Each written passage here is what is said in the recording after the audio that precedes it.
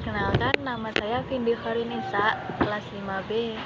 Nah, saya di sini akan menjelaskan tentang koperasi konvensional di Indonesia. Sejarah koperasi konvensional di Indonesia. Awal mula gerakan koperasi dimulai dari abad ke-20, merupakan hasil dari usaha yang tidak spontan dan tidak dilakukan oleh orang-orang yang kaya. Koperasi ini tumbuh dari kalangan rakyat ketika penderitaan dalam lapangan ekonomi dan sosial yang ditimbulkan oleh sistem kapitalisme. Beberapa orang yang penghidupannya sederhana dengan kemampuan ekonomi terbatas terdorong oleh penderitaan dan beban ekonomi yang sama. Secara spontan, mereka mempersatukan diri untuk menolong diri mereka dan sesama manusia. Jadi, mereka memiliki sifat gotong royong. Pada tahun 1896, seorang Patih Purwokerto yang bernama Patih R. Arya Wiratmadja mendirikan sebuah bank untuk para pegawai negeri atau priai pribumi. Semangat berkoperasi ini dilanjutkan oleh De Wolf van Westerhout, seorang asisten residen Belanda. Van Westerhout sewaktu cuti berhasil mengunjungi Jerman dan menyarankan agar mengubah Bank Pertolongan Tabungan yang sudah ada menjadi Bank Pertolongan Tabungan Pertanian. Ia juga menganjurkan untuk mengubah bank tersebut menjadi koperasi. Akan tetapi, pemerintahan Belanda pada saat itu mempunyai pendapat lain. Pada zaman penjajahan Belanda, pembentukan koperasi belum dapat terlaksana.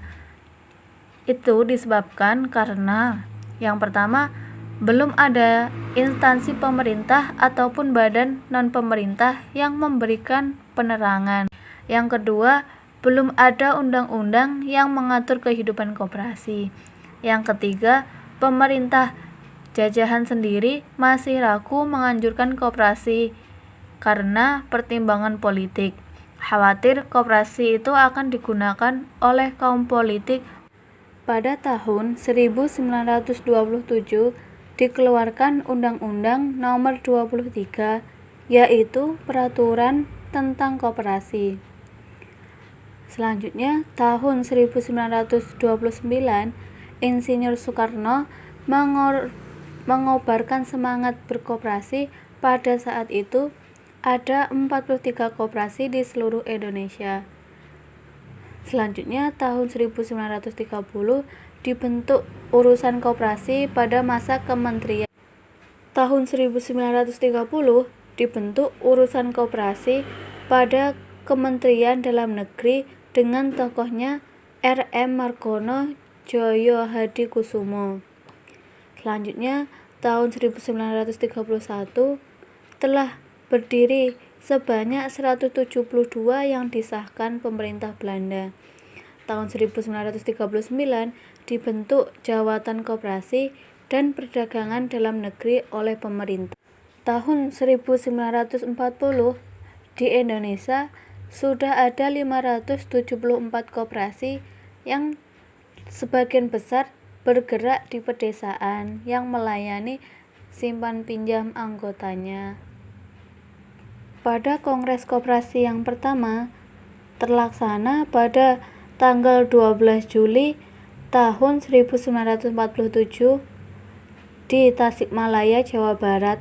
Ini menghasilkan beberapa keputusan penting, yaitu yang pertama, mendirikan Sentral Organisasi Koperasi Rakyat Indonesia atau disingkat SOKRI.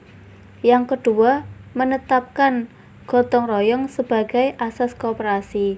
Yang ketiga, menetapkan pada tanggal 12 Juli sebagai Hari Koperasi. Nah, selanjutnya pada tanggal 12 Juli 1953 diadakan Kongres Koperasi yang kedua bertepatan di Bandung, Jawa Barat.